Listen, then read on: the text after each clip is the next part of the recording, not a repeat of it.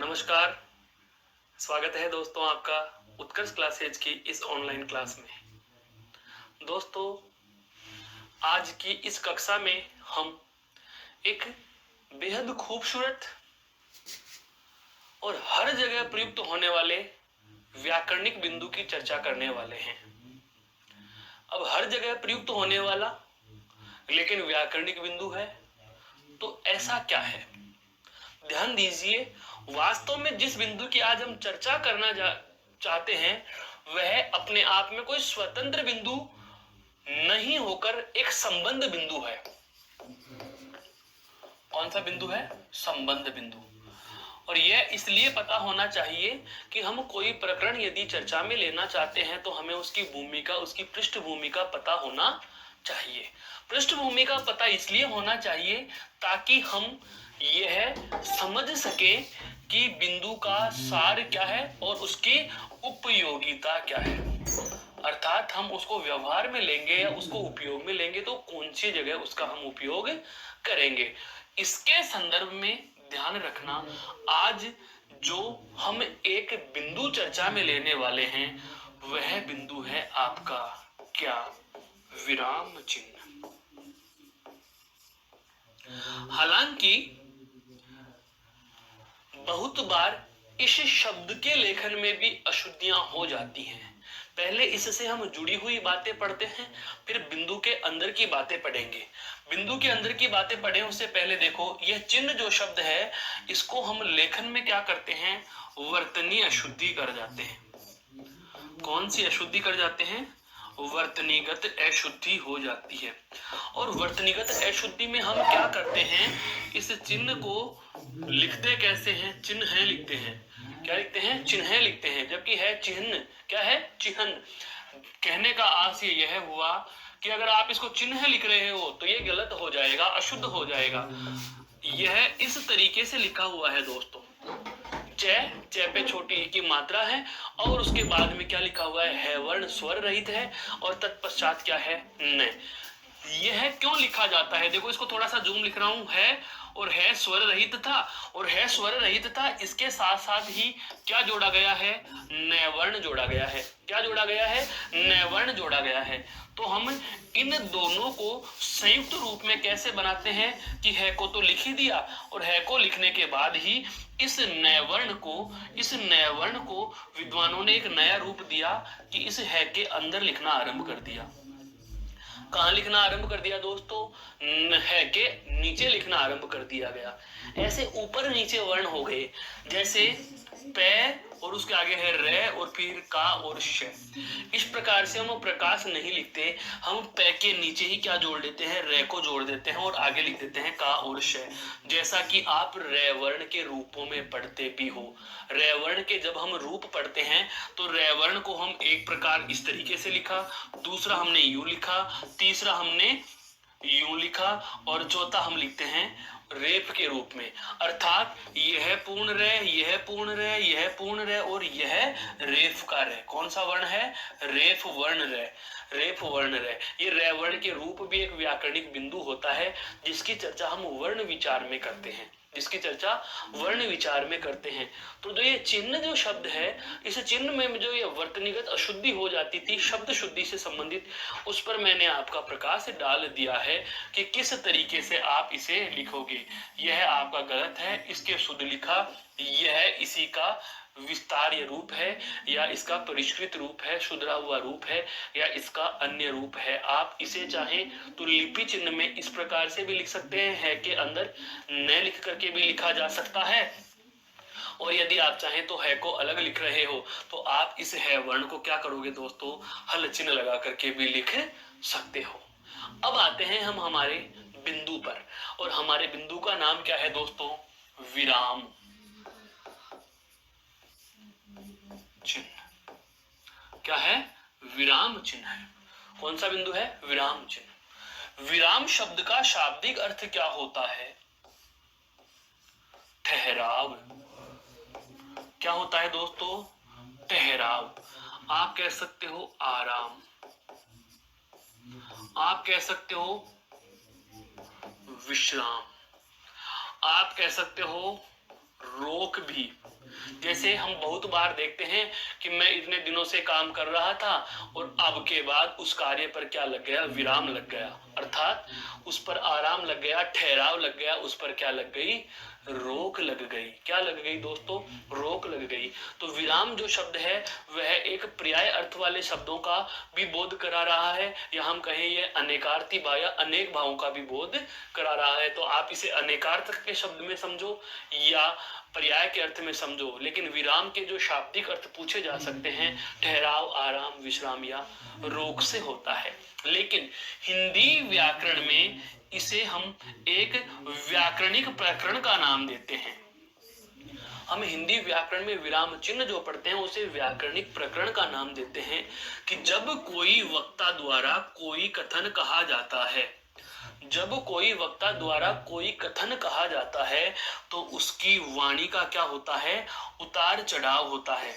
वाणी का क्या होता है दोस्तों, उतार चढ़ाव, जिसके लिए बहुत अच्छा शब्द काम में ले रहे हैं, क्या, आरोह अवरोह। क्या होता है दोस्तों, वाणी का आरोह अवरोह होता है। वाणी का क्या होता है, आरोह अवरोह।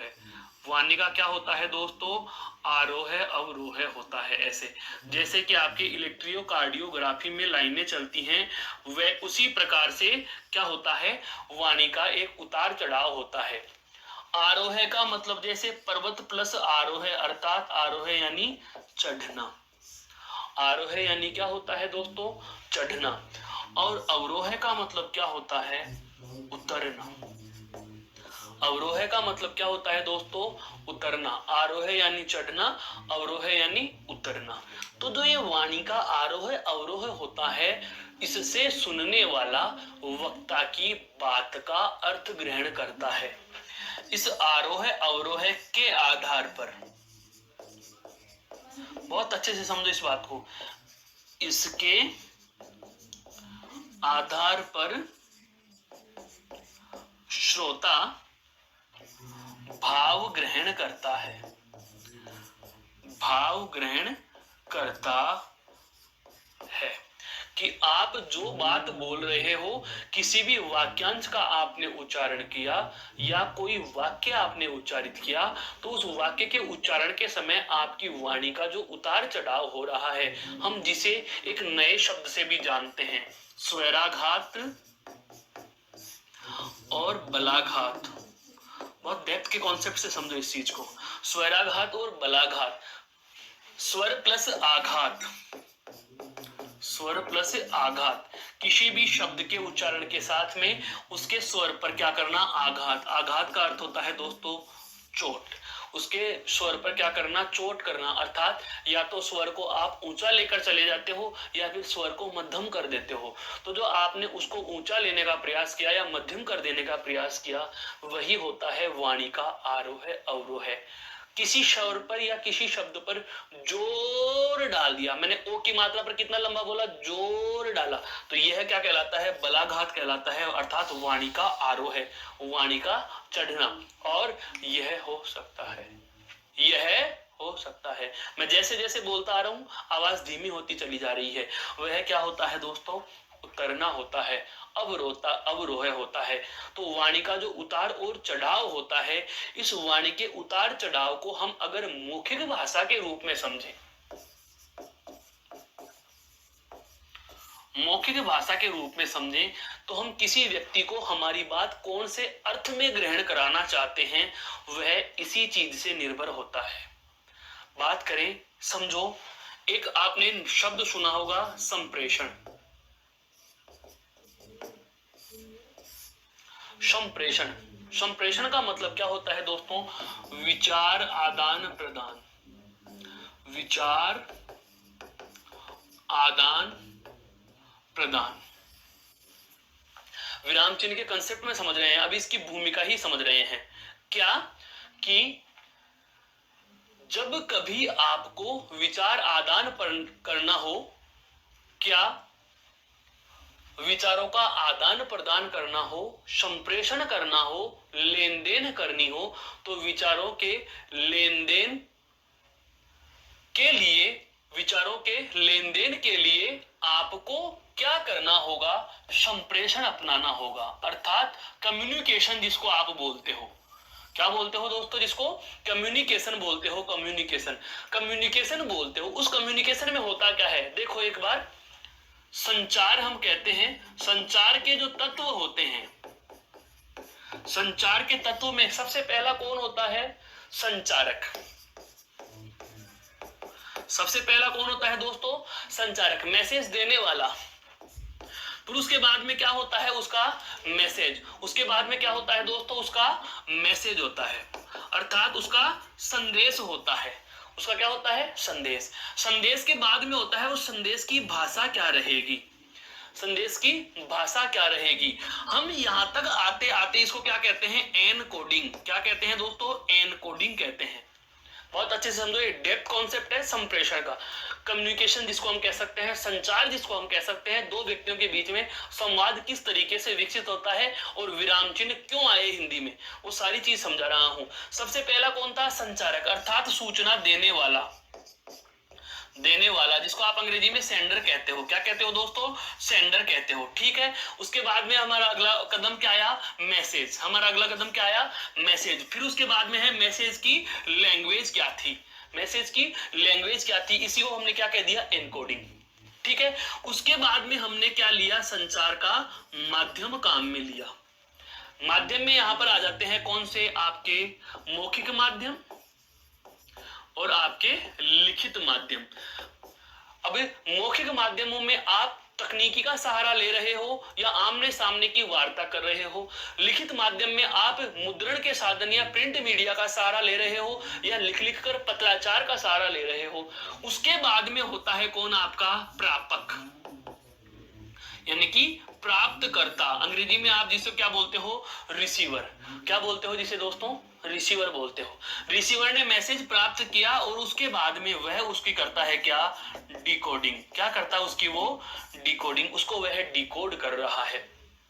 सही संचार, संचार का सही तरीके से विकसित होना वह होता है कि जो बात संचारक ने अर्थात सेंडर ने जो मैसेज सेंड किया, अगर प्राप्तकर्ता उसे प्राप्त करके हूबहू डिकोड कर लेता है, जिस वे में, जिस माध्यम में या जिस उद्देश्य से मैंने आपको बात कही, कहने का मतलब यहीं पे समझो, मैं आपको विराम चिन्ह पढ़ा रहा हूं, तो विराम चिन्ह को समझाने के लिए हम इस प्रक्रिया से गुजर रहे हैं, तो क्यों बता रहा हूं, जो मेरा उद्देश्य है, अगर वह उद्देश्य आप तक स्पष्ट हो जाता है दोस्तों, तो आप उसकी सही तरीके से डिकोडिंग कर पा रहे हो, उसको आत्मसात कर पा रहे हो, ग्रहण कर रहे हो, भाव को समझ पा रहे हो। और यदि डिकोडिंग सही नहीं कर पाओगे तो कहीं ना कहीं हो सकता है संचार का जो माध्यम था, जैसे मैं बोल रहा हूं, तकनीकी साधनों के द्वारा आप तक आवाज पहुंच रही है, किसी साधन में कोई तकनीकी खराबी हो जाने के कारण आवाज आप तक स्पष्ट नहीं पहुंच पा रही, तो जो मैं कहना चाह रहा हूं वह आप समझ नहीं पाए, तो जाहिर सी बात है उसकी डिकोडिंग नहीं हो पाएगी, उस मैसेज को आप उस तरीके से नहीं ग्रहण कर पाओगे। तो जब मौखिक माध्यमों से कोई बात कही जाती है तो संपूर्ण वार्ता का जो सार निर्भर होता है, सार ग्रहण जो होता है, वह होता है वाणी के आरोह अवरोह पर। किस पर होता है दोस्तों, वाणी के आरोह अवरोह पर। यह कौन से माध्यम में आ रहा है दोस्तों, मौखिक माध्यम में आ रहा है। कौन से माध्यम में आ रहा है, मौखिक माध्यम में आ रहा है। लेकिन यही बात यदि लिखित माध्यम में ली जाए तो लिखित माध्यम में आपने कहीं देखा क्या, ऐसा लिखा हुआ होता है क्या कि मोहन, और फिर आप ऐसे लिखते हो कि इसको वाणी का उतार, वाणी को चढ़ाव के साथ ग्रहण करो, नहीं करते।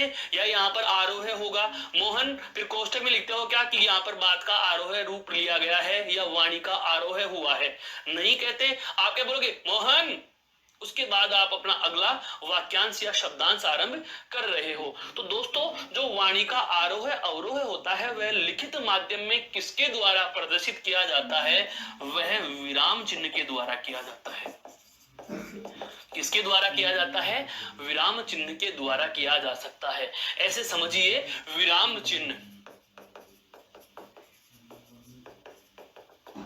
विराम चिन्ह मौखिक माध्यम में जो वाणी का आरोह अवरोह होता है उसे लिखित माध्यम में प्रदर्शित करने के लिए हम किनका सहारा लेते हैं? विराम चिन्हों का सहारा लेते हैं, क्योंकि विराम चिन्हों के प्रयोग या वाणी के उतार चढ़ाव से ही अर्थ का अनर्थ हो जाता है। देखो कैसे, रोको मत जाने दो, रोको मत जाने दो, रोको मत जाने दो। क्लियर? रोको मत जाने दो एक पंक्ति है, इसको हम सीधी तरीके से पढ़ रहे हैं, रोको मत जाने दो, रोको मत जाने दो। सारे के सारे 4 शब्दांश हैं, 4 शब्द लिखे हुए हैं, पूरी की पूरी एक लाइन में लिख दिया वाक्य। ये भाव दे रहा है रोको मत जाने दो, अभी तक ये अपूर्ण भाव दे रहा है। अब वाणी में उच्चारण रूप में, मौखिक रूप में समझना, रोको मत जाने दो, मैंने क्या कहा? रोको मत जाने दो, कि जो जा रहा है उसे रोक लीजिए, इसको जाने नहीं देना है। और फिर मैं बोल रहा हूं रोको मत जाने दो, रोको मत जाने दो। तो अब यह जो वाणी का उतार चढ़ाव, रोको मत को एक साथ बोला, फिर जाने दो को एक साथ बोला, बीच में मैंने आराम लिया। इस आराम को लिखित माध्यम में कैसे बताऊं? ऐसे थोड़ी कहेंगे कि रोको मत, फिर यहां पर गैप की, यहां पर आराम लेंगे, ऐसा तो कर नहीं सकते। हम क्या करते हैं, इस मौखिक भाव को हूबहू प्रदर्शित करने के लिए विराम चिन्हों का प्रयोग करते हैं। जैसे मैंने पहले कहा, रोको मत जाने दो, यानी कि इसको रोक लीजिए, इसको जाने नहीं देना है, इसको जाने नहीं देना है, जाने मत दीजिए, जाने मत दीजिए। इसका मतलब तो यही हुआ, रोको मत जाने दो, अर्थात इसको रोक लीजिए, जाने मत दीजिए। फिर अगली लाइन मैंने बोली क्या? रोको मत,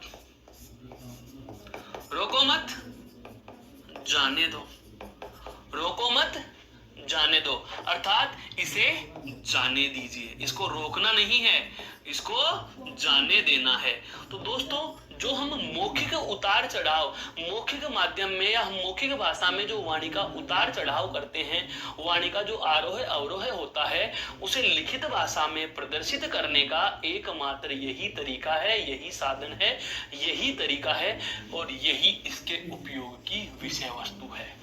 कुछ समझ में आया कि विराम चिन्ह क्या कहते हैं?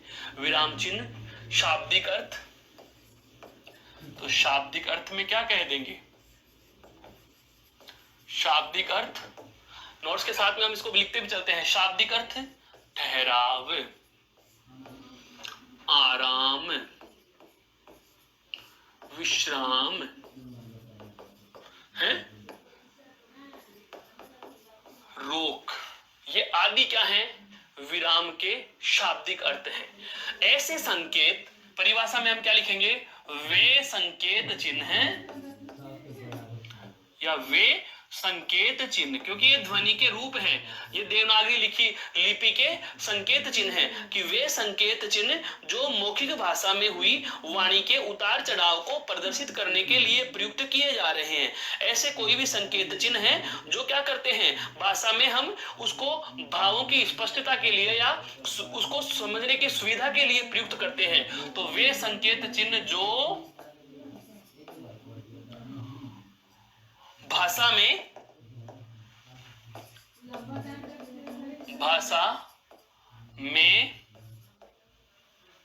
कही गई बात के, कहे गए कथन के आरोह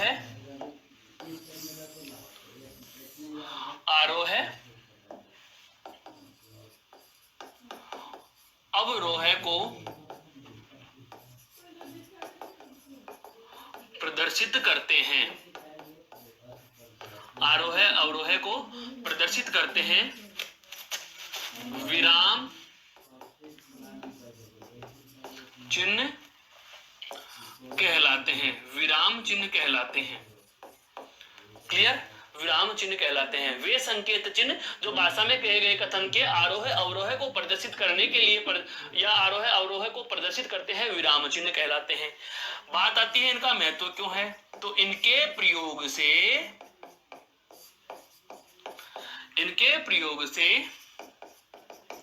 भाषा व भाव में सरलता यानी कि सहजता आती है। क्या आती है दोस्तों?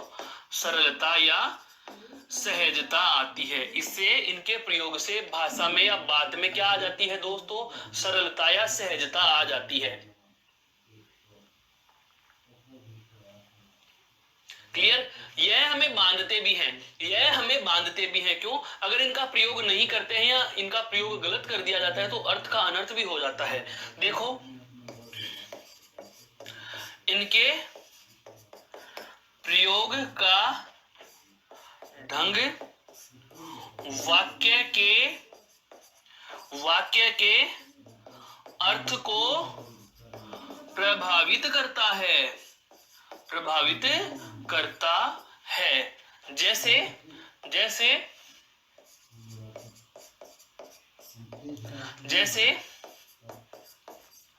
रोको मत जाने दो। इसका मतलब तो क्या हुआ है? रोक लीजिए, इसको जाने नहीं देना है। अर्थात जाने के लिए मना करना। जाने के लिए क्या कर रहे हैं दोस्तों? हम मना करना। इसका मतलब यही हुआ पंक्ति का भाव कि इसको रोक लेना है, जाने नहीं देना है। लेकिन दूसरा उदाहरण देखो अब इसी का, रोको मत जाने दो। हमने क्या किया? विराम चिन्ह का स्थान बदल दिया, विराम चिन्ह को एक पद आगे ले गए दोस्तों। और विराम चिन्ह को जब एक पद आगे ले जाते हैं तो यह हो रहा है क्या? रोकने के लिए मना करना। रोकने के लिए मना करना। ऊपर वाली बात दोनों एक ही है, विराम चिन्ह का प्रयोग रोक के ठीक बाद में अल्प विराम लगा दिया। अल्प विराम का मतलब थोड़ा सा विराम, अभी विराम चिन्ह में पढ़ेंगे इसको। तो जैसे ही हमने इसका विराम चिन्ह का प्रयोग किया तो इस लाइन का अर्थ निकल के क्या आ रहा कि जाने के लिए मना कर रहे हैं, कि इसको जाने नहीं देना है। लेकिन विराम चिन्ह को जैसे ही मत के आगे लगा दिया तो अर्थ का अनर्थ हो गया, भाव ही बदल दिया। अब इसको पहले तो रोकने के लिए कहा जा रहा था, अब रोकने के लिए मना करता कि इसको रोकना नहीं, इसको जाने देना है। पहले जाने नहीं देना था, जाने के लिए मना करना, और यहाँ पर रोकने के लिए मना करना। ये सारी की सारी खूबी, ये सारी की सारी विशेषता क्या होती है दोस्तों? आपके विराम चिन्ह के महत्व को बढ़ा देती है। और ध्यान रखना, अगर विराम चिन्ह के महत्व से अर्थ प्रभावित होता है तो जाहिर सी बात है हम कहेंगे क्या कि भाषा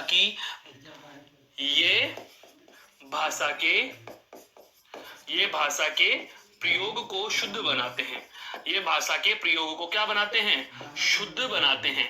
और ध्यान रखना है ये चीज, यह केवल लिखित भाषा में प्रयुक्त होते हैं। कौन सी भाषा में प्रयुक्त होते हैं? ये केवल लिखित भाषा में दोस्तों। ये कौन सी भाषा में प्रयुक्त होते हैं? केवल लिखित भाषा में। केवल किस में आएंगे? केवल लिखित रूप में प्रचलन, केवल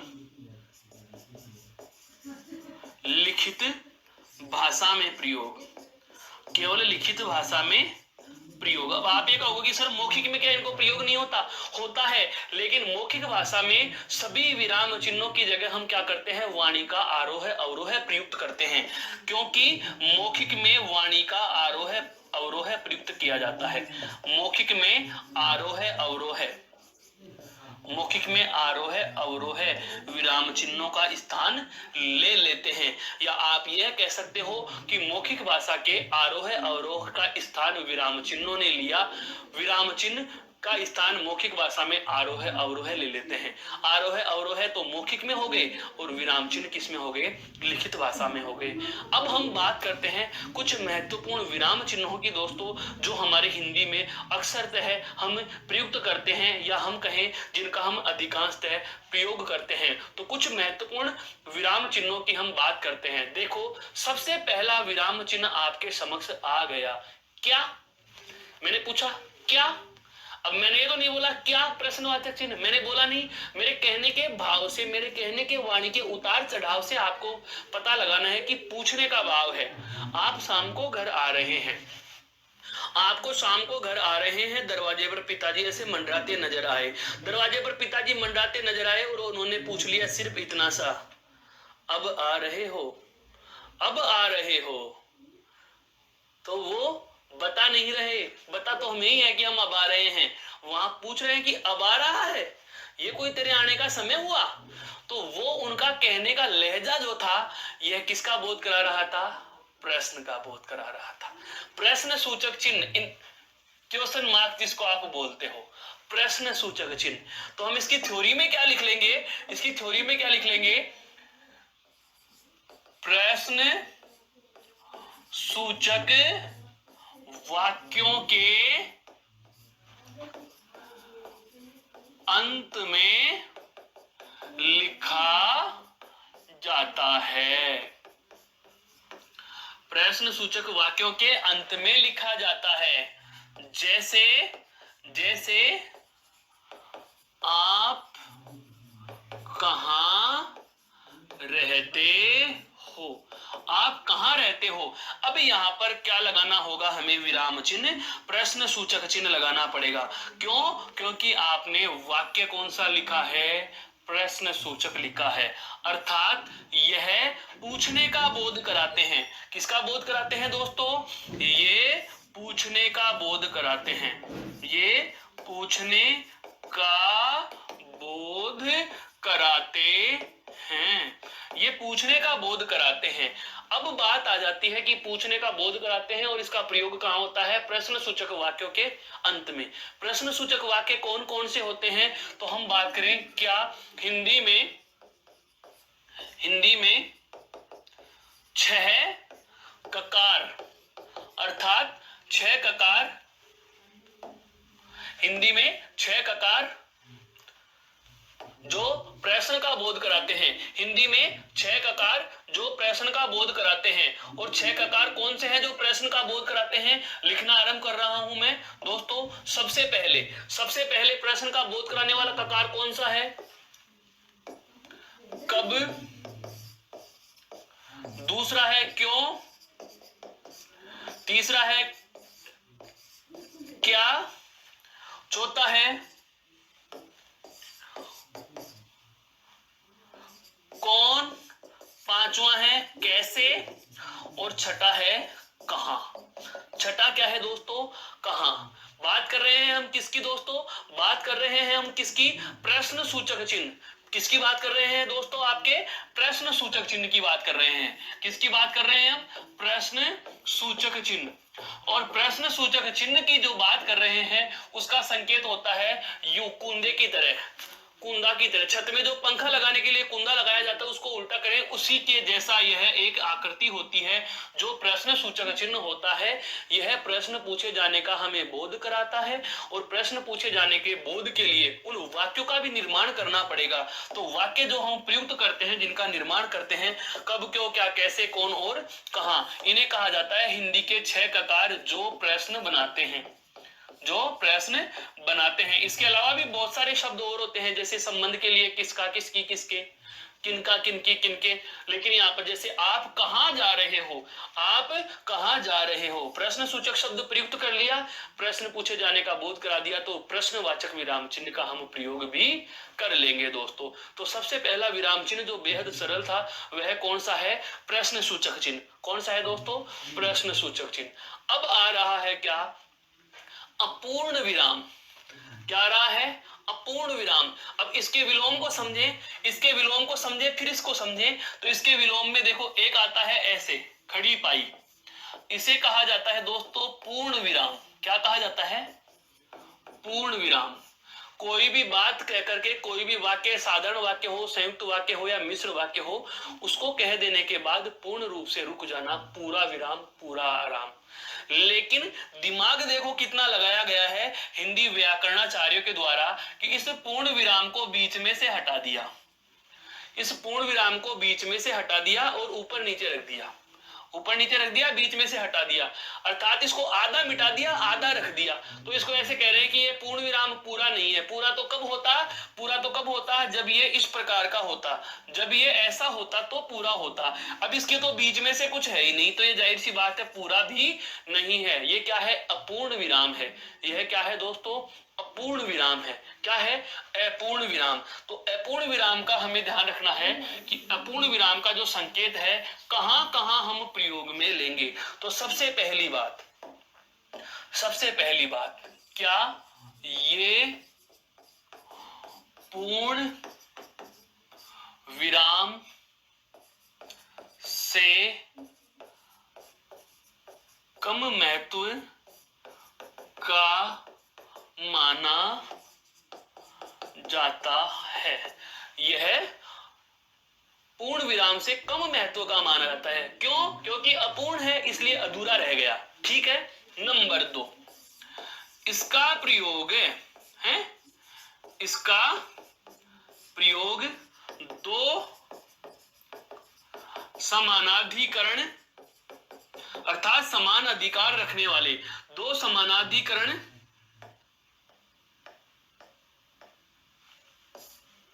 पदों या वाक्यांशों के बीच किया जाता है, वाक्यांशों के मध्य किया जाता है। समानाधिकरण वाले वाक्य, जैसे बहुत बार देखा भी होगा आपने, हम निबंधों के हेडिंग या निबंधों के टाइटल्स पढ़ते हैं। कैसे? कंप्यूटर वरदान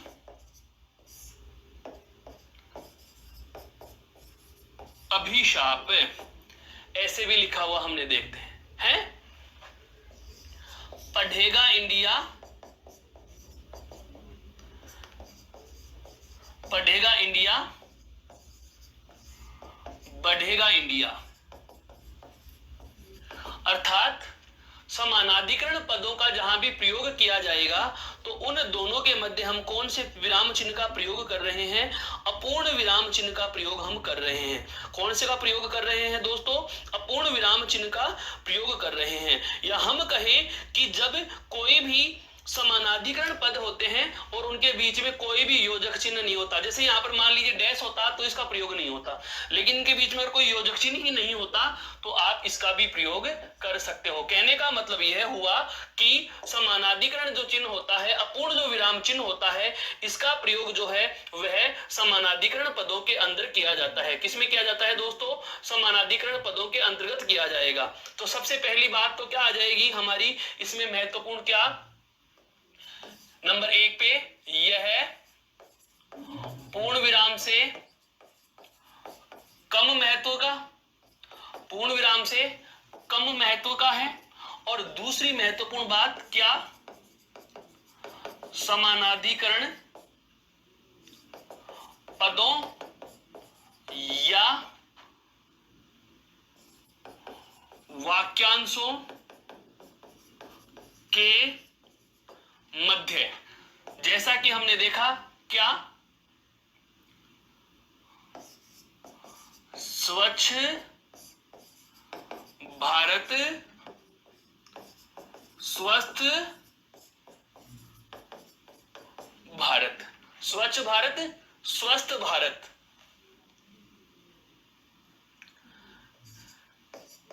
पेड़ लगाओ वातावरण बचाओ, पेड़ लगाओ वातावरण बचाओ। हम बहुत बार निबंधों के टाइटल्स की बात करते हैं, निबंधों की हेडिंगों की बात करते हैं, तो उनमें इस प्रकार के विराम चिन्ह का हम प्रयोग करते हैं। फिर इसके आगे हम इसका क्या करते हैं दोस्तों?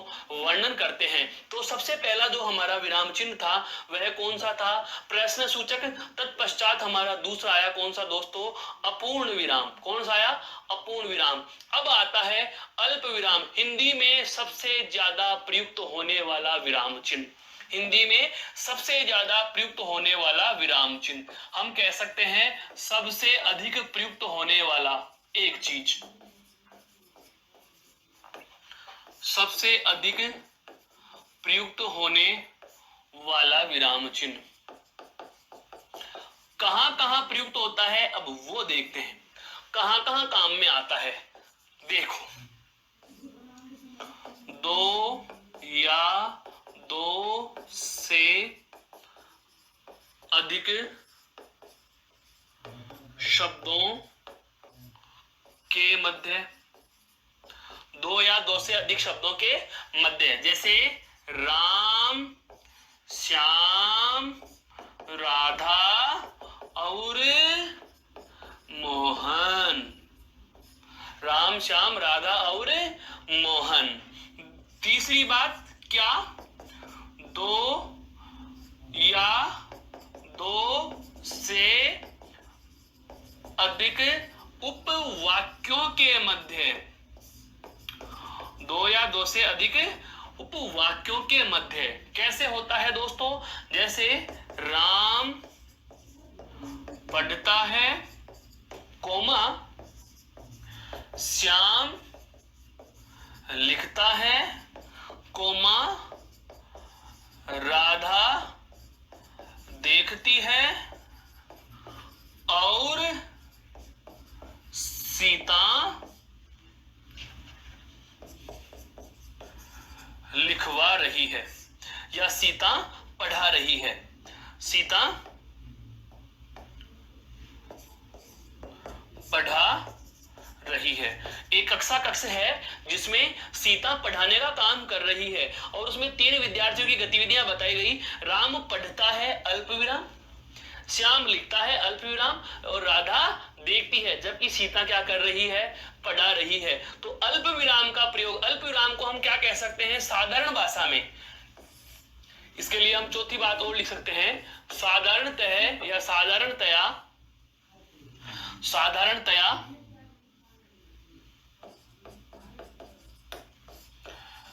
इसे कोमा चिन्ह भी कहा जाता है। क्या कहा जाता है? कोमा चिन्ह भी कहा जाता है। साधारणतः इसे क्या कहा जाता है? कोमा चिन्ह भी कहा जाता है। 5वीं बात, वाक्य के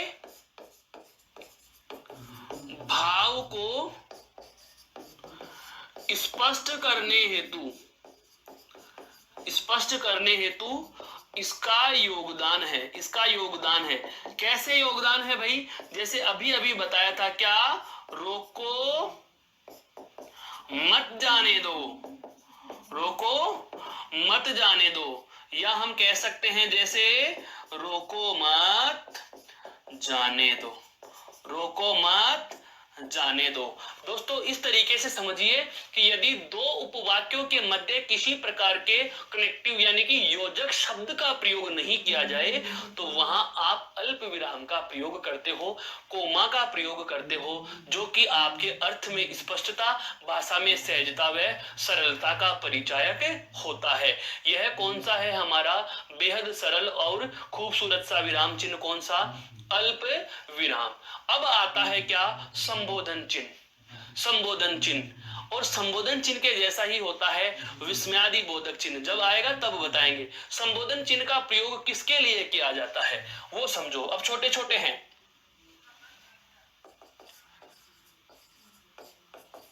जब किसी को संबोधित किया जाए तो वाक्य लिखते समय उसके नाम के ठीक बाद इसका प्रयोग करते हैं। जब किसी को हम संबोधित करते हैं तो जो उसका नाम होता है उसके ठीक बाद इसका प्रयोग करते हैं। जैसे राम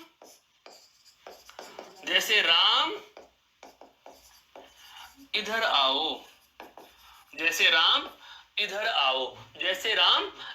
आओ।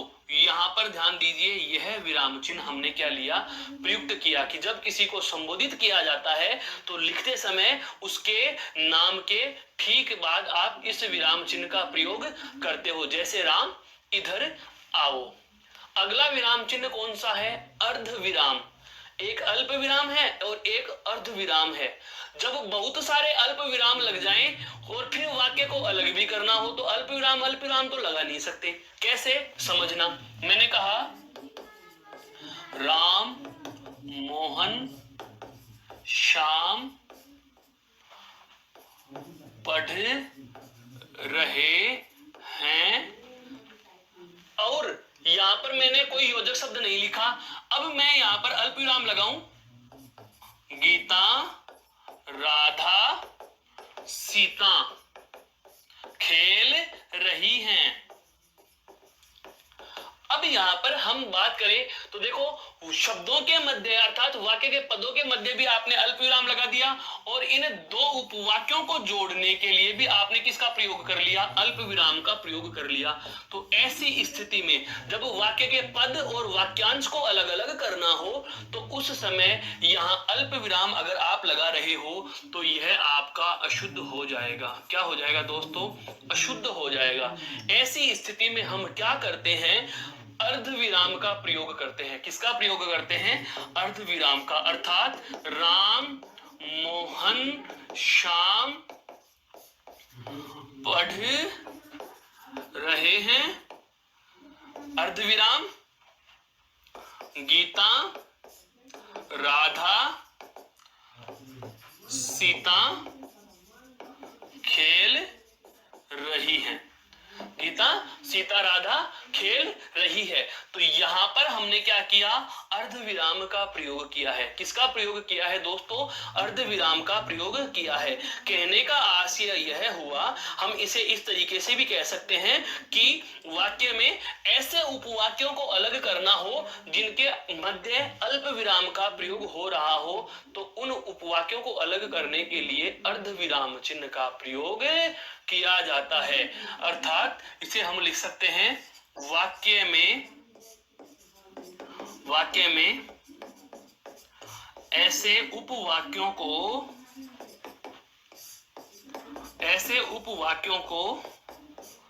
अलग करना या अलग करने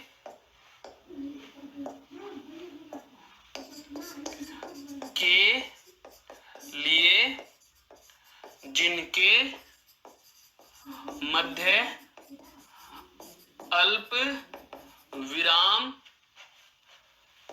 जिनके मध्य अल्प विराम चिन्ह का प्रयोग हो रखा है।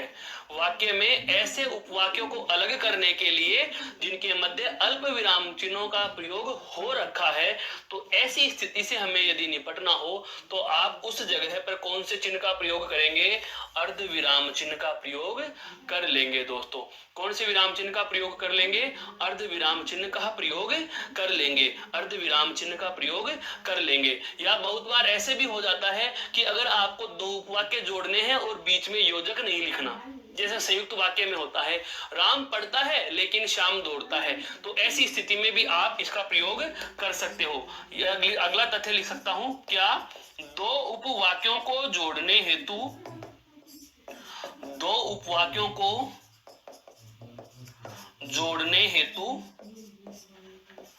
योजक शब्द के स्थान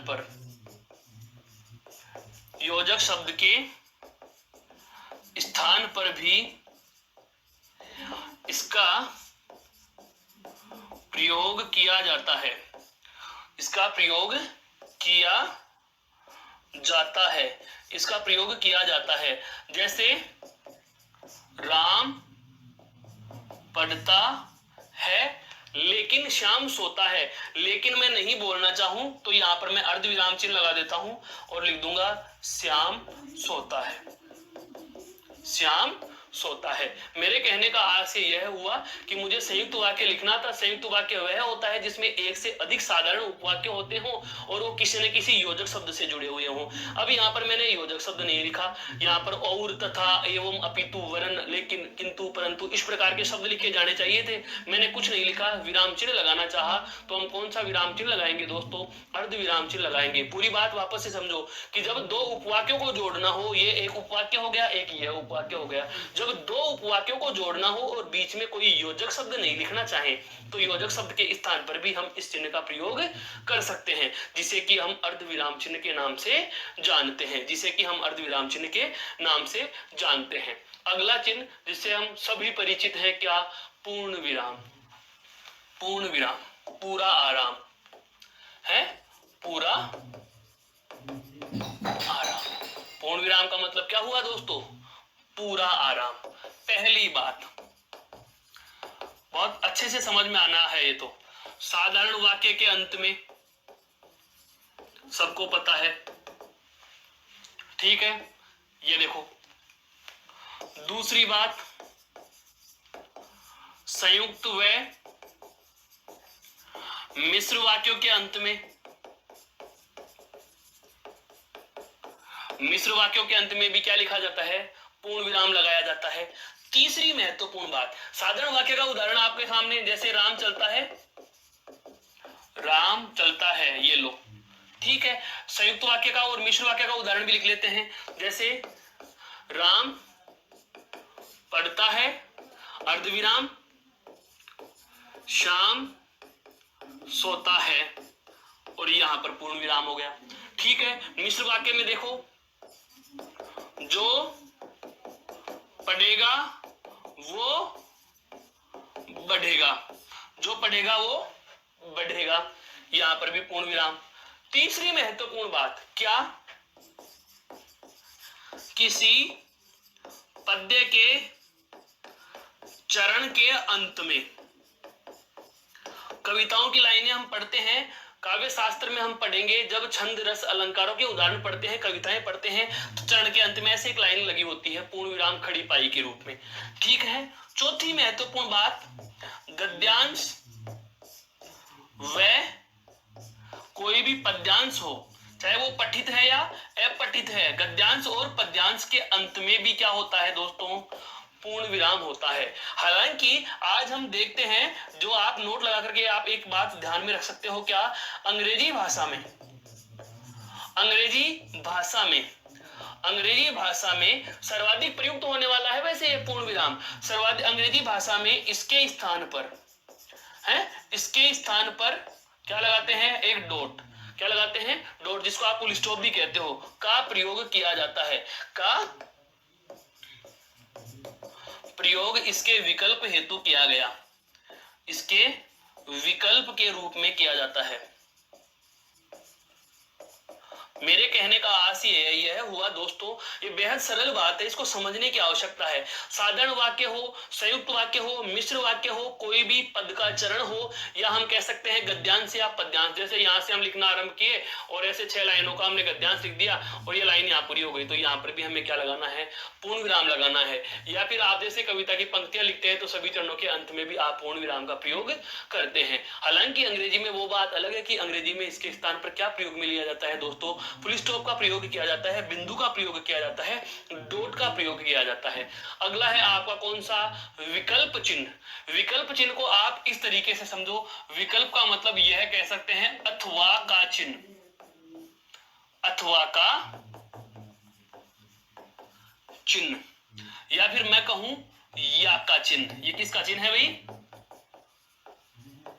या का चिन्ह। प्रयोग कैसे होगा, जैसे मैंने कहा राम या श्याम दोनों, राम या श्याम या दोनों। अब देखना मैंने क्या लिखा, राम या श्याम या दोनों, क्लियर। विकल्प का मतलब दो में से किसी एक का चुनाव करना हो, दो में से किसी एक का चुनाव कराना है, तो उन दोनों के मध्य हम क्या करेंगे, यह तिरछी रेखा, यह तिरछी रेखा लगा देते हैं। और यह जो तिरछी रेखा हम लगा रहे हैं, यह जो हम तिरछी रेखा लगवा रहे हैं, यही क्या कहलाती है, आपके विकल्प चिन्ह कहलाती है। अथवा के रूप में भी देख लीजिए, जैसे राम अथवा श्याम बाजार जाएगा, राम अथवा श्याम बाजार जाएगा। हो सकता है या तो राम बाजार जाएगा या फिर श्याम बाजार जाएगा, तो आप ऐसे भी लिख सकते हो, राम अथवा श्याम बाजार जाएगा, राम अथवा श्याम बाजार जाएगा, राम अथवा श्याम बाजार जाएगा। क्लियर हुआ दोस्तों, यह विकल्प चिन्ह है। इसके बाद अगला चिन्ह आता है आपका विस्मय सूचक, विस्मय सूचक। इसी चिन्ह को हम दूसरा नाम भी देते हैं, सेम ऐसा ही होता है, कौन सा, संबोधन चिन्ह, जिसके बारे में हम जान चुके हैं। वही खड़ी पाई के नीचे बिंदी लगाते हैं, किसी व्यक्ति को पुकारना हो, किसी व्यक्ति को बुलाना हो, तो उसके नाम के ठीक बाद यह चिन्ह लगाया गया। वही वाली बात होती है आश्चर्य सूचक शब्दों के ठीक बाद, आश्चर्य सूचक शब्दों के ठीक बाद इस चिन्ह का प्रयोग किया जाता है। आश्चर्य सूचक शब्दों के बाद, जैसे हाय राम, अब क्या होगा? हाय राम, अब क्या होगा? ओ, अब क्या होगा? अब क्या होगा? अरे आप कब आए? अरे आप कब आए? तो अफसोस, आश्चर्य, विस्मय सूचक, अचरज बोधक जितने भी शब्द होते हैं दोस्तों, उनके बाद में हम विस्मय सूचक चिन्ह का प्रयोग करते हैं। बहुत सरल है, छोटी छोटी बातें पता होनी चाहिए बस इनकी। देखो अगला छोटा सा चिन्ह है कौन सा? विवरण चिन्ह। विवरण चिन्ह किसी शब्द या पंक्ति, वाक्य, वाक्यांश का क्या करना हो भाई? भाव स्पष्ट या अर्थ बताना हो। अर्थ बताना हो तो इस चिन्ह का प्रयोग करते हैं। कहने का मतलब किसी भी पॉइंट्स की आपको डिटेल्स लिखनी है, किसी भी पॉइंट्स की आपको क्या लिखनी है? डिटेल लिखनी है। जैसे मैंने कहा स्वर, अब मैं इस शब्द को परिभाषित करना चाहूंगा तो मैं यह निर्देशक चिन्ह लगाऊंगा, यह विवरण चिन्ह लगाऊंगा, निर्देशक नहीं है, विवरण चिन्ह लगाऊंगा। अब इस विवरण चिन्ह का प्रयोग करूंगा तो जाहिर सी बात है इस स्वर का मुझे विवरण लिखना है कि वे वर्ण जो स्वतंत्र उच्चारित होते हैं, वे वर्ण जो स्वतंत्र उच्चारित होते हैं स्वर कहलाते हैं। वे वर्ण जो स्वतंत्र उच्चारित होते हैं स्वर कहलाते हैं। दोस्तों कहने का आशय यही हुआ कि यदि किसी शब्द का, किसी पद का, किसी वाक्य का, हो सकता है जैसे मुहावरे और लोकोक्तियां होती हैं उनका हम अर्थ बताना चाहें, या किसी पंक्ति का भाव विस्तार या पल्लवन करना चाह रहे हैं, तो उस समय हम इस प्रकार के चिन्ह का प्रयोग करते हैं। बहुत प्रकार के शब्दों का अर्थ और भावार्थ बताने के लिए आप इस चिन्ह का प्रयोग करते हो दोस्तों, जिसका नाम है क्या? विवरण चिन्ह। अगला है आपका कौन सा? लोप चिन्ह। अगला क्या है दोस्तों? लोप चिन्ह। जैसे मान लीजिए एक बहुत बड़ा क्या लिखा हुआ है? पैराग्राफ लिखा हुआ है।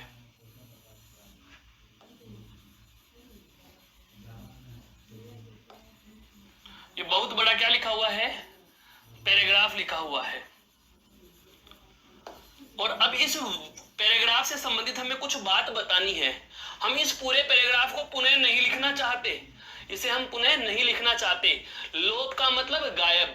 लोप का मतलब क्या होता है दोस्तों? गायब होता है। जैसे मान लीजिए हम व्याख्या करते थे, अब इस पूरे के पूरे को तो नहीं लिखेंगे हम। जैसे रहीमन धागा प्रेम का मत तोड़ो छिटकाए, टूटे से फिर ना मिले मिले गांठ पड़ जाए। अब इस पूरे के पूरे पद का हमें क्या बताना है? अर्थ और भावार्थ बताना है। तो रहीमन धागा प्रेम का मत तोड़ो छिटकाए, टूटे से फिर ना मिले मिले गांठ पड़ जाए। ये लो जी। तो ये डोर जो मैंने बीच में लगा दिए, ये क्या कहलाते हैं दोस्तों? ये लोप चिन्ह कहलाते हैं। क्या कहलाते हैं? लोप चिन्ह कहलाते हैं। कि बहुत बड़े गद्यांश या पद्यांश के सभी पदों को नहीं लिखना चाहें तो हम इस प्रकार के चिन्हों का क्या करते हैं? प्रयोग कर लेते हैं। लेकिन अंत में कोई शब्द लिखा होना चाहिए, अंत में कोई शब्द लिखा होना चाहिए। यदि मैंने ऐसे लिख दिया रहीमन और dot dot dot dot dot dot dot और आगे मैंने कुछ नहीं लिखा, तो दोस्तों इस स्थिति में इसे कहा जाएगा अनंत चिन्ह। अनंत चिन्ह कहने का मतलब यह लाइन आगे बढ़ती ही चली जा रही है, इसका कोई अंत ही नहीं हुआ। कहां अंत हुआ हमें पता नहीं है, जिसको आप कह सकते हो अज्ञात अंत वाले वाक्य। क्या कह सकते हैं? अज्ञात अंत वाले वाक्य। लेकिन कोई पैराग्राफ है 6 लाइन का, आपने उस पैराग्राफ का पहला शब्द ले लिया, अंतिम पद ले लिया और बीच में डॉट डॉट डॉट लगा दिया, तो इसका मतलब यह कि यहाँ से बहुत सारी चीजों का आपने लोप कर रखा है, आवश्यकता पड़ने पर पुनः लिख दी जाएंगी। आवश्यकता पड़ने पर वो क्या कर दी जाएंगी दोस्तों, पुनः लिख दी जाएंगी। अगला आता है क्या, अवतरण चिन्ह या उद्धरण चिन्ह। अवतरण चिन्ह या उद्धरण चिन्ह, इसका प्रयोग क्या होता है वो देखो, बहुत अच्छी चीज है ये वाली चीज। एक वाक्य में किसी लेखक का, कोई रचना का नाम, कवि का नाम या काव्य का नाम, काव्य आदि पुरस्कारों के नाम भी का उल्लेख करना हो, का उल्लेख करना हो तो इसका प्रयोग किया जाता है।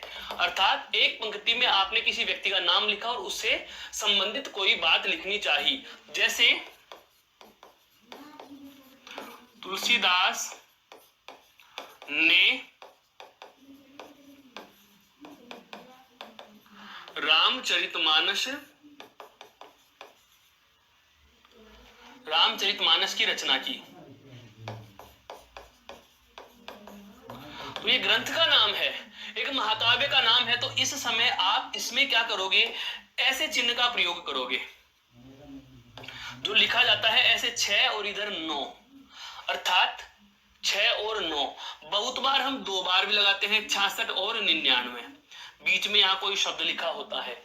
अगर आप एक बार लगा रहे हो, अगर आप एक बार लगा रहे हो, कहने का मतलब ये 6 लिख दिया और यहाँ पर ये कोई शब्द है और यहाँ 9 लिख दिया, तो इसको कहा जाता है इकहरा। क्या कहा जाता है दोस्तों, इकहरा अवतरण चिन्ह, यानी कि single inverted coma, single inverted coma. और यदि आपने 2 बार 6-6 और 9-9 के जैसी संरचना बना दी तो इसे कहा जाता है दोहरा अवतरण चिन्ह, अर्थात double inverted coma. Inverted commas अर्थात अवतरण या उद्धरण चिन्ह, अवतरण या उद्धरण चिन्ह। यह बहुत बार हमारे एक ही वाक्य में कोई बात को स्पष्ट करना हो या उस पर विशेष ध्यान आकर्षित करना हो तो हम इसका प्रयोग करते हैं। हो सकता है यहाँ अगर आप 2 बार लिख दोगे तो यह क्या हो जाएगा, दोहरा अवतरण चिन्ह हो जाएगा। क्या हो जाएगा, दोहरा अवतरण चिन्ह हो जाएगा। और एक बार लिखा तो आपने इसको क्या कह दोगे, इकहरा अवतरण चिन्ह कह देंगे। अगला आपका जो चिन्ह आता है वह है तुल्यता या समता सूचक, अर्थात तुलना हेतु, तुल्यता यानी तुलना हेतु और समता यानी बराबर हेतु, बराबर हेतु। बराबर का मतलब पर्याय, बराबर का मतलब क्या हो गया दोस्तों, पर्याय। जैसे मैं कहूं 1 ग्राम की मैंने या 1 किलोग्राम की तुलना करी, 1 किलोग्राम की तुलना की किसके साथ, 1 किलोग्राम की तुलना की 1000 ग्राम के बराबर। 1 किलोग्राम बराबर 1000 ग्राम, ठीक है। यह तो कौन से में आ रहा है, तुल्यता का अर्थ। यह तो कौन सा आया दोस्तों, तुल्यता के अर्थ में।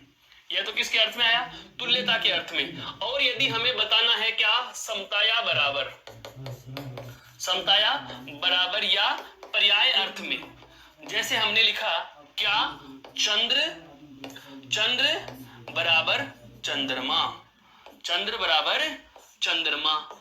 या का चिन्ह लगा दिया, विकल्प चिन्ह, ये लिख दिया मैंने क्या, चांद। चंद्र बराबर चंद्रमा या चांद, चंद्र बराबर चंद्रमा या चांद दोस्तों। तो यह होता है बराबर का चिन्ह, समता सूचक या तुल्यता सूचक। अगला है कौन सा, योजक या समास चिन्ह, देश का चिन्ह 2 को जोड़ने हेतु। सीधे से कह सकते हैं विलोम पदों में, विलोम पदों में, दूसरा समास पदों में। एक तो कहां होता है, विलोम में, एक कहां होता है, समास में, और तीसरा आता है क्या, वाक्यांशों के मध्य, वाक्यांशों के मध्य। जैसे राम डैश श्याम, डैश जिसको बोलते हो, विलोम में क्या लिखेंगे, जैसे दिन रात। सामासिक पद में जैसे माता पिता, माता पिता, ऐसे ही वाक्यों के मध्य भी हम इस प्रकार के चिन्ह का प्रयोग कर सकते हैं, जिसे आप अंग्रेजी में क्या बोलते हो, डैश बोलते हो। क्या बोलते हो, डैश बोलते हो। बहुत बार लोक प्रचलित अर्थ हमें पता होते हैं, नाम नहीं पता होते, तो नामों का जरूर ध्यान रखना है। योजक यानी जोड़ने वाला चिन्ह, योजक यानी जोड़ने वाला चिन्ह। समास यानी समास के पदों में जैसे हम देखते हैं कि इस डैश के चिन्ह का प्रयोग आपने देखा होगा द्वंद्व समास में बहुतायत से होता है। द्वंद्व समास में चाहे समाहार हो, विकल्प हो या आपका इतरेतर द्वंद्व हो। इसके अलावा जैसे कर्मधारय समास में अगर सामासिक पद की आवर्ती हो जाए या अव्ययी भाव समास में अव्यय अव्यय पदों की आवर्ती हो जाती है, जैसे दिन दिन है, गली गली, या हम कहें जैसे हाथों हाथ, रातों रात, कानों कान, तो इस प्रकार के पदों के लिए भी हम इस चिन्ह का प्रयोग करते हैं। अगला आता है आपका कौन सा, निदेशक चिन्ह। अगला कौन सा आता है, निदेशक चिन्ह। वही वाली बात, संकेत कर रहा होता है डैश से थोड़ा सा बड़ा, डैश से थोड़ा सा बड़ा। यह निर्देश या संकेत करता है, यह निर्देश या संकेत करता है। इसका मोस्टली प्रयोग होता है नाटकों में पात्रों के आगे,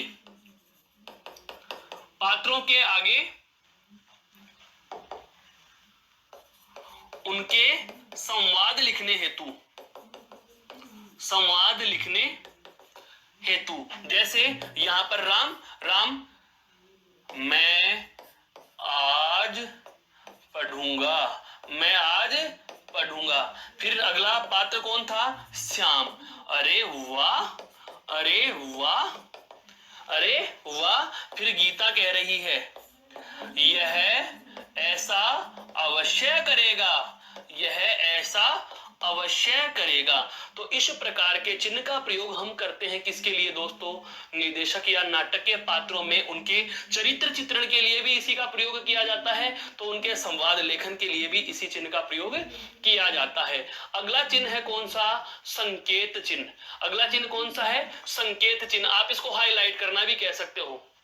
किसी भी चीज पर स्टार डाल दिया मतलब वहां हमारा ध्यान आकर्षित करने के लिए, इतना सा ही ध्यान रखना है। ध्यान आकर्षण, ध्यान आकर्षण हेतु, ध्यान आकर्षण हेतु। जैसे राम जयपुर गया, राम जयपुर गया और जयपुर के आगे स्टार लगा दिया।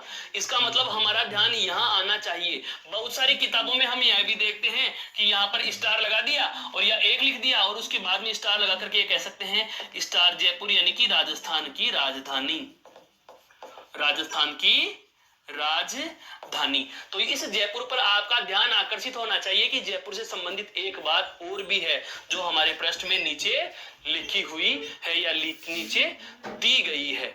अगले चिन्ह की हम बात करें दोस्तों, छोटे छोटे चिन्ह हैं, ये बहुत सरल हैं। हंसपद या विस्मरण चिन्ह। कोई बात लिख रहे थे और लिखते लिखते हम किसी नाम या किसी शब्द या किसी पद को भूल जाते हैं। विस्मरण का मतलब भूलना, विस्मरण का मतलब क्या होता है दोस्तों, भूलना। जैसे राम आज गया है, राम आज गया है। अब राम आज गया है, कहां गया है, पूरी लाइन लिख देने के बाद याद आया कि राम आज जोधपुर गया है। अब जोधपुर कहां लिखे, लाइन के मध्य या शब्दों के मध्य जगह नहीं है, तो हम क्या करते हैं, इस प्रकार से हंस चिन्ह का या विस्मरण चिन्ह का प्रयोग कर देंगे और हंस चिन्ह का प्रयोग कर देंगे और ऊपर लिख देंगे क्या, जोधपुर। ऊपर क्या लिख देंगे, जोधपुर। पाठक को पता रहेगा कि इस जगह यह शब्द पढ़ा जाना चाहिए, राम आज जोधपुर गया है, राम आज जोधपुर गया है। विस्मरण चिन्ह, कोई बात भूल जाते हैं और उसे बाद में ऐड करना हो तो ओवर राइटिंग तो कर नहीं सकते, काटा पीटी तो कर नहीं सकते, तो आप यह हंस चिन्ह या विस्मरण चिन्ह लगा करके इसका प्रयोग कर सकते हैं और इस तरीके से आप अपने वाक्यांश को पूरा कर सकते हैं। आगे आते हैं आपके क्या, कोष्टक। तो कोष्टकों में तो बस इतना ही ध्यान रखना है कि इसे क्या कहा जाता है दोस्तों, छोटा। यह कौन सा है, मध्य का यानी कि मंझला, और अंतिम कौन सा है, बड़ा कोष्टक। कौन सा है, बड़ा कोष्टक। अब बात आती है इनके प्रयोग की। तो पंक्ति में किसी शब्द का पर्याय शब्द लिखना हो या फिर अन्य नाम लिखना हो या फिर उसका उपनाम लिखना हो, उपनाम लिखना हो या संबंध वर्णन लिखना हो, तो हम इन चिन्हों का प्रयोग करते हैं। जैसे राम जयपुर, फिर कोष्टक में लिखा राजस्थान की राजधानी, राजस्थान की राजधानी, और उसके बाद में गया। तो यहां पर हमें दो बातें पता चल रही है, हम सामने वाले को दो बातें बता रहे हैं। क्या? एक तो राम जयपुर गया है और जयपुर के बारे में एक दूसरी बात और बता दी, क्या? कि यह राजस्थान की क्या है? राजधानी है।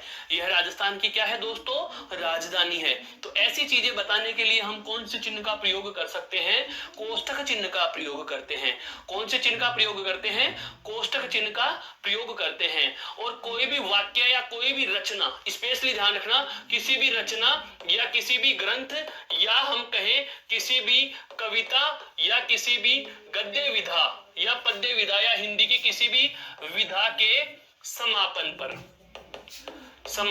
पर यह चिन्ह लगाया जाता है। समापन पर यह चिन्ह लगाया जाता है। किस तरीके से लगाते हैं? यूं लगा दिया या यूं लगा दिया। ये इतिश्री या समाप्ति सूचक चिन्ह होते हैं। इतिश्री या समाप्ति चिन्ह होते हैं। छोटे छोटे 2 मिनट के 2 चिन्ह और रहे हैं। कौन कौन से? जैसे हम बात करें दोस्तों, एक तो आता है आपका कौन सा? संक्षेपण या लाघव चिन्ह। क्या होता है? बहुत बड़ा नाम है, उसे छोटा करके लिखना हो। जैसे बहुत बड़ा नाम है, मुझे लिखना है हस्ताक्षर, मुझे लिखना है डॉक्टर। ठीक है, तो मैं हस्ताक्षर को ऐसे लिख रहा हूं, मैं डॉक्टर को ऐसे लिख रहा हूं। तो ये जो बिंदी लगा रहे हैं यह लाघव अर्थात लघु करके लिखा गया, लघु करके लिखा गया। एक ही होना चाहिए और आदि से छोटी बिंदी होनी चाहिए। ऐसे नहीं आपने ऐसे लिख दिया, ये नहीं, यह अशुद्ध हो जाएगा, यह अशुद्ध हो जाएगा। और बिंदी के बीच में जगह भी होनी चाहिए। और अंतिम होता है दोस्तों कौन सा?